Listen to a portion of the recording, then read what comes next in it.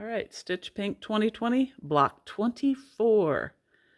The end is in sight. This one is called Pine Nut. I have to say this is one of my favorites. I think a whole quilt of that would be gorgeous. All right. Hi, I'm Debbie from Rocking Chair Quilts, and we're back again for block 24 of Moda's Stitch Pink, getting close to the end. If you're finding that you're running out of fabric, if you're using the grunges, we have extras, so just give us a call and we can fix you up. 660-200-2226. Okay, this one's called Pine Nut. So I've got my pattern printed out. I've got my blocks cut. First thing we are going to do are put our A's and B's together to make some half square triangles. We're going to make 4 of those. And after you sew them, you should trim them up to 4 1/4 inches if they're not already that. So we're going to do that, and then we'll come back and show you what to do next. Sounds easy enough.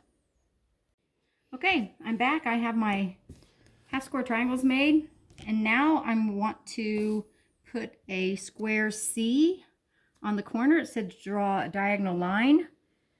Line it up. But you don't draw diagonal lines, do you? I'm not drawing a diagonal line. If I had, I would have drawn it right across there, like that. And then I'd sew right on the line, trim it off. But instead, I'm going to use a folded corner clipper. So I lay it on where it belongs, and I know that the corner where it gets flipped out is the part I'm going to cut off. So I'm going to turn this where it's right side up to me, because I always want that in the top right hand corner, so my ruler is always straight up and down. I'm going to trim that off first. Now I'm going to go sew it 1/4 inch from the edge, and it should flip right out to where it needs to be. And it ends up being perfect, doesn't it? And we want to do all 4 of our half square triangles like this. Okay. So I've already sewn my other ones. So I will be back. I'll sew this one, be right back to show you what to do next. Okay, time to go sew. Go. Okay, I have my 4 squares done. The little square on the corner trimmed off. The next step we're going to do is the same thing to the centerpiece. We're going to do that with a G square and 4 C squares. Well, can't whip them out there.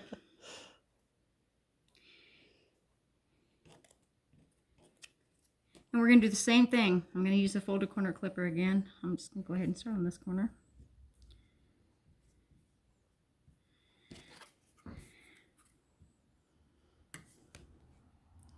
So I don't just go ahead and cut all these before I sew. I'll cut one, sew it, flip it out, do the next one. Or I could actually do all 4 corners. Just turn it. I'll go ahead and do it. I don't normally do this, but I think I can make it to this on machine like this. And they don't overlap, so it's okay to do them all. Not like flying geese. No, you have to flip those out.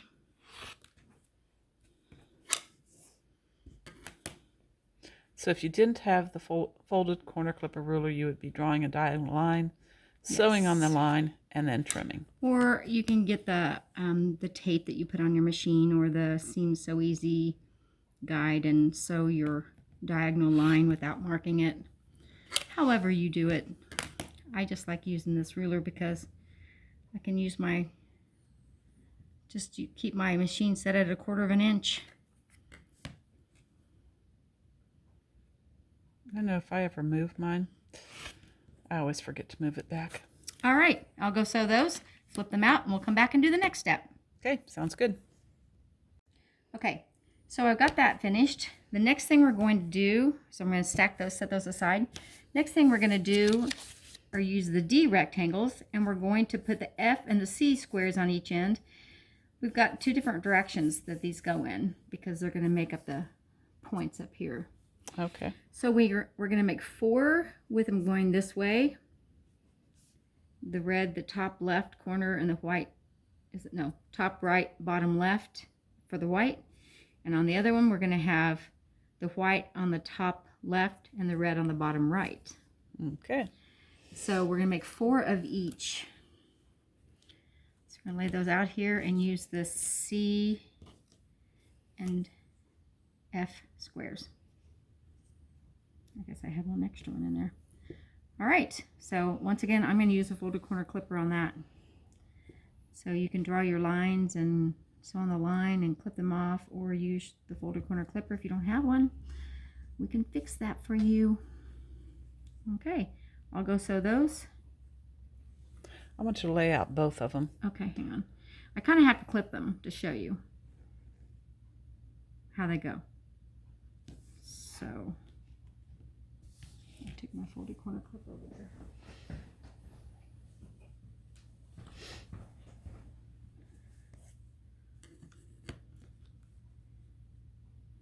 And if you get confused with this, you can mark which part of that gets clipped off. So this is what I do.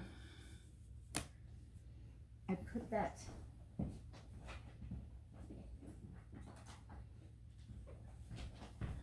I lay it just like it is in the picture. I look at the finished one actually. I know this is the corner that gets clipped off where it's out. So I just mark an X on there.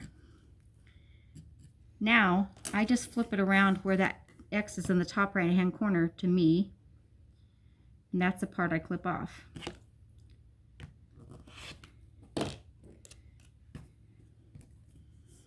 And then I go ahead and lay the white one out. Can't tell if this is the front. Right. That's right. Yeah. Some of those are hard to tell on. They really, the white especially, and it is the bottom right. Or actually, to me, it's the bottom right. It's really the bottom left, isn't it? Yes. So, to me, being upside down to you guys, that's right where I want it.